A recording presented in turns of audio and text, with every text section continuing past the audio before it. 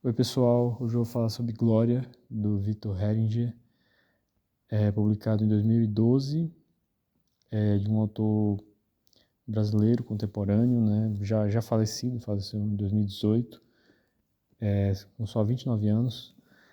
Então ele escreveu esse livro com cerca de 22, 23 anos, então é bem impressionante escrever esse livro com essa idade. Esse livro, inclusive, foi segundo lugar do Prêmio Jabuti desse ano, na categoria romance.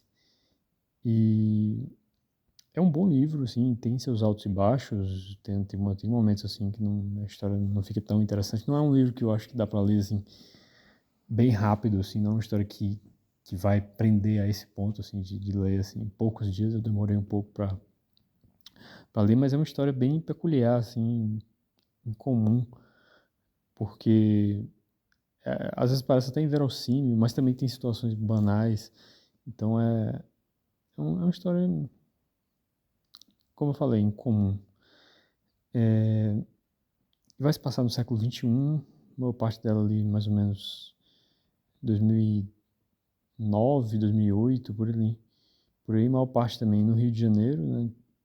Inclusive, daí vem o título, né? Vem do bairro da Glória, que é onde um personagem principal aqui da história mora. E também tem um significado religioso aí nesse nome Glória, né? Porque um dos personagens é pastor, então tem muita essa expressão glória, né? No sentido religioso.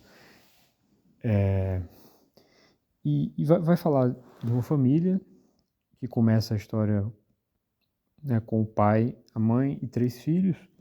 E aí são narradas assim algumas situações da família e, e essa família se caracteriza principalmente por ter um grande senso de humor, assim, tudo é uma piada na família. E isso começa muito por causa do pai. O pai era que incentivava esse ambiente e isso afetou principalmente o filho mais velho, que é o Benjamin, que é o personagem principal aqui da história. O pai, ele morre ainda no começo da história, então não é um spoiler. Ele morre assim em circunstâncias meio misteriosas, assim, porque ele de repente ele recebe o livro, ganha o livro de presente do poeta russo Mayakovsky. E aí, segundo aqui o narrador da história, né, inclusive é curioso essa coisa do narrador, porque tem um, acho que é um prefácio, né, no começo, um prefácio que já integra o livro, né, que fala que é o próprio Victor Heringer falando que esse livro foi encomendado por uma pessoa da família para falar sobre a história da família e tal. Então tem essa brincadeira aqui que é feita. Mas enfim, esse narrador fala que o pai morreu porque ele recebeu esse livro do Mayakovsky, ganhou da mulher e de repente enlouqueceu. Começou a ficar muito deprimido e assim, não tirou a própria vida, mas a saúde dele foi definhando e ele morreu de forma precoce, assim. E é uma coisa que é muito assim, comum no livro, assim, essa mistura de melancolia com situações engraçadas. Tem muita essa coisa de que quando a pessoa trata tudo como piada, se a piada perde a graça por algum motivo, se as coisas perdem a graça por algum motivo, vem esse sentimento de melancolia e desgosto que é bastante utilizado aqui na história, porque a outra peculiaridade dessa família, além desse senso de humor, é que a família, por parte do pai, todas as pessoas morriam de desgosto, morriam de uma forma semelhante ao que a forma como o pai morreu, né? Que não é tirando a própria vida, mas de repente ficando triste e a saúde piora, enfim. E isso quem cataloga, quem registra, né, é uma tia do pai, que é a dona Letícia, se eu não me engano. Ela não aparece muito assim, mas a importância dela é que ela registra essa característica da família. Ela escreve até um livro falando sobre a história de várias pessoas da família que morreram assim. E então essa ideia passa muito assim em vários momentos do livro, então eu acho que é meio que o tema principal da história. E começa com, como eu disse, com os três filhos ainda pequenos, né, morando com os pais, mas a maior parte do livro é com eles já adultos. O Benjamin é o mais velho, ele é artista plástico, mas é meio perdido, assim, meio desajeitado, ele não tem dificuldades para conseguir um emprego e depois ele até consegue um emprego que a mãe dele ajuda ele a encontrar. E tem muitas situações engraçadas envolvendo ele, assim, eu acho que qualquer pessoa introvertida vai se identificar com alguma delas. O Benjamin é bem introvertido. Tem o Daniel, que é o filho do meio. Ele aparece bem menos, assim, na história. Aparece mais no começo ali, mas depois meio que some. Parece de vez em quando. É o filho mais normal, digamos assim. E o filho mais novo é o Abel, que é o pastor. Ele passa o começo do livro, uma boa parte do livro na África. Ele não aparece, depois ele volta para o Rio de Janeiro. E aí começa a ter mais importância na história. E eu queria ler aqui algumas passagens. É um livro, assim, tem muitas frases interessantes, assim, sabe? Que surpreendem, assim, né? Tem esse senso de humor, assim, bem curioso mesmo, né? Tem algumas situações, assim, absurdas, assim, parecem meio inverossímeis, mas é algo que fazia parte aqui da proposta do livro, de retratar realmente uma família bem incomum. Então eu vou ler aqui algumas passagens interessantes. Essas primeiras eu vou ler sem spoiler. Aqui é uma situação que pela qual o Benjamin passa, né? Ele está no trabalho e ele não sabe se vai uma festa que vai ter no trabalho, um coquetel. Ele trabalhava no museu. Aí ele fala o seguinte. Não, peraí, só um instante.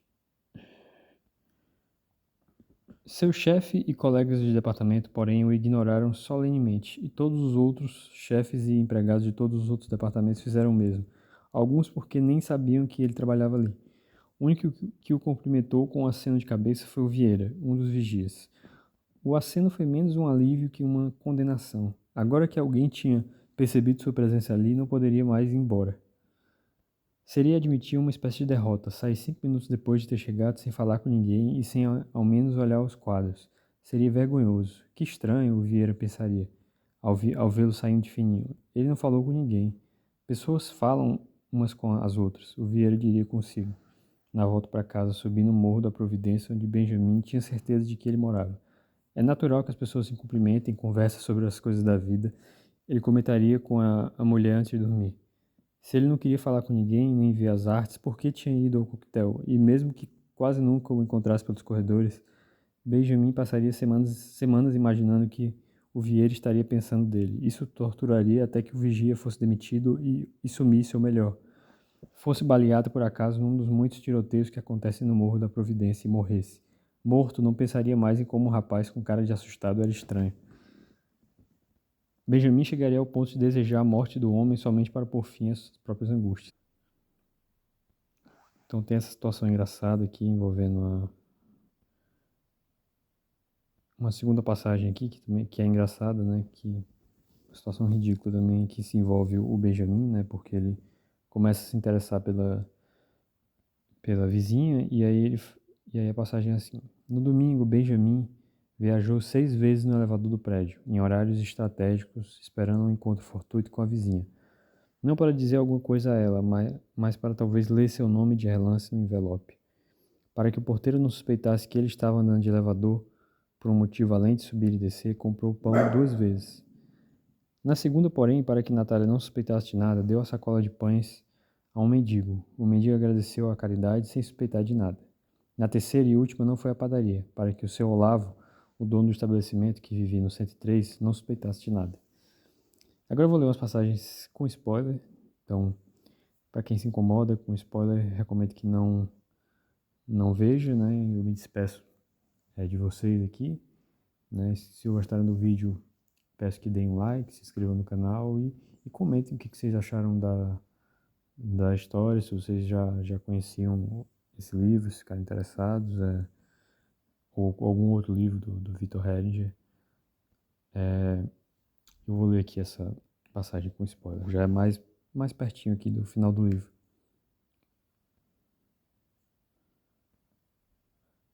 Aqui é a mãe da... Aqui é o narrador contando, né, uma conversa que a mãe dos... É Dona Noemi, se eu não me engano o nome dela, tem com a empregada da casa dela. Seus filhos morreriam afogados no caudaloso rio de brasileiros e seriam esquecidos décadas, talvez meses depois de defuntos, disse. Venceriam por W.O., como ela e o marido e os avós e os bisavós e os tataravós e os pais e avós dos tataravós antes deles. O mundo nem sequer lhes faria o favor de aceitar o convite para a briga. Não o desafiavam o bastante. Ela tinha preparado os filhos com amor. Sabia que cedo ou tarde teriam que entrar no ringue e fazer alguma coisa. Ela, enquanto vivesse, só poderia ficar do lado de fora das cordas dando instruções. O mundo viria com sua musculatura planetária e os espancaria. Bem-aventurado aquele que não fosse nocauteado no primeiro soco, que em geral é um amor de adolescência não correspondido ou um constrangimento público. Eu achei interessante essa metáfora que ele faz com uma luta, né? A vida como uma luta contra o mundo. E achei precisa, né? Acho que principalmente quando a pessoa está num momento ruim, o que parece é isso, é que a realidade é um grande obstáculo, assim, é um conjunto de dificuldades ali feitas só para realmente espancar a pessoa e derrotar ela e às vezes a vontade que dá realmente é desistir. Desistir não precisa necessariamente morrer, mas é ter uma postura muito mais passiva e não tentar melhorar, e, enfim. Essa é uma das passagens melancólicas do livro. Eu acho que o livro tem muitas dessas passagens. Como eu disse, tem passagens engraçadas, mas né, não é um humor assim, que você vai ficar morrendo de rir, mas são frases que você dá um sorrisinho assim no canto da boca, né, que surpreendem assim o leitor. Uma coisa engraçada também que eu achei foi tem um fórum virtual, né, que o Benjamin passa a frequentar e lá todas as pessoas usam pseudônimos de pessoas, não é nem pseudônimos, usam nomes de pessoas famosas do passado, né, em geral de escritores, poetas, filósofos, né, e assumem a personalidade dessas. E aí o narrador registra assim, quem são essas pessoas aí, sei lá, farmacêutica de Macaé, Rio de Janeiro, vendedor de alguma coisa em Recife, vai colocando a cidade da pessoa, a profissão dela, e aí lá no fórum ela adquire outra personalidade, ela tem conversas mais profundas e tal, alguma coisa que na vida cotidiana talvez ela não conseguisse atingir, não encontraria pessoas interessadas em falar daqueles assuntos. Então é como se no passado é que estavam, né, as pessoas interessantes, estavam as coisas profundas e tal, e ali para a pessoa ter algum destaque, ela precisaria, né, ela pegar a personalidade de outra pessoa, o nome de outra pessoa. Isso acontece inclusive com o Benjamin, porque ele nesse fórum ele tem muito destaque, ele é meio que a figura central desse fórum, todos acham o senso de humor dele muito interessante, muito engraçado, tentam copiar ele e tal. Enquanto na vida real ele é uma figura insignificante, assim, ele é desajeitado. Então eu achei interessante essa parte. Eu vou ler aqui mais uma passagem.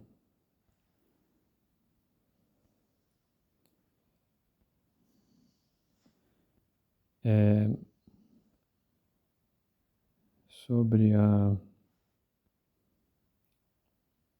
ainda sobre essa metáfora da luta, né, contra o mundo. Daniel foi o segundo. Ela fala, a mãe fala conversando com a empregada, né? É o narrador que está falando isso, mas é como se fosse um discurso indireto livre, uma coisa assim. Daniel foi o segundo. Antes de subir ao ringue, fez amizade com o dono do estádio, com os bilheteiros e balconistas. Mandou telegramas ao adversário, louvando seu físico, seu poder e sua clemência. Colocou-se à disposição do mundo para o que fosse, secar-lhe a testa suada nos combates mais importantes, passar a ferro seus roupões brilhantes ou segurar os sacos de pancada para que ele não machucasse as mãos. Quando entrou no cercadinho e o mundo não apareceu, Daniel sorriu. Com um sussurro, chamou o inimigo de frouxo, maricas, etc. O dono do estádio lhe ofereceu um emprego. Daniel aceitou. Tornou-se uma fibra muscular, um nervo do mundo. Transformou-se naquilo que faz as unhas do mundo crescerem. Benjamin entrou por último no ringue. Ao subir os degraus, tropeçou, quebrou o nariz e se deu por vencido. Desmaiou quando viu o próprio sangue, tentou fugir pela porta dos fundos, tentou embelezar as cordas da arena com papelinhos coloridos. Então é muito... Achei curioso isso aqui também, porque o Daniel é o cara que tentou realmente se adaptar ao mundo no sentido de agradar o mundo, né? Agradar, mesmo fazendo coisas que ele mesmo não gostava, mas para conseguir sobreviver, para não ser espancado pelo mundo, conseguir continuar vivendo. Ele preferiu agradar o mundo, enquanto o Benjamin foi vencido. Ele tentou, né, fugir, mas ele nem queria fazer o que ele as coisas que ele não gostava, ele não queria ficar agradando o mundo. Então ele perde. Eu achei curioso essas passagens, curiosas passagens, e achei realmente uma metáfora bem interessante, criativa. E aqui é já no finalzinho do livro, já bem no finalzinho mesmo, que é uma frase também da mãe. A vida é uma anedota ótima e engraçada, mas que contando perde a graça. Você tinha que ter estado lá. É bem assim, é bem o espírito do livro, esse tipo de frase aqui. Então, queria que vocês comentassem o que vocês acharam dessas ideias aqui que passam pelo livro, dessa coisa da melancolia, do desgosto, com o senso de humor, relação com o senso de humor. Queria que vocês falassem um pouco sobre essa relação da melancolia, essa relação da melancolia com o senso de humor, com o desgosto. Não sei se eu entendi exatamente. Não sei se eu entendi exatamente o que o autor queria passar, e é meio triste pensar nisso também, porque considerando a forma como o Victor Hering morreu, né? Então é como se ele também tivesse sido também tivesse morrido de desgosto, né? Então fiquei realmente um livro que me fez pensar, assim. Acho que não é um livro que eu recomendaria para quem passa por um momento assim, saúde mental frágil ou algo do tipo. Acho que não seria um livro ideal, não, nesse momento. Mas fora isso, acho que vale a pena, assim, a leitura. Um dos melhores livros aí de literatura contemporânea brasileira.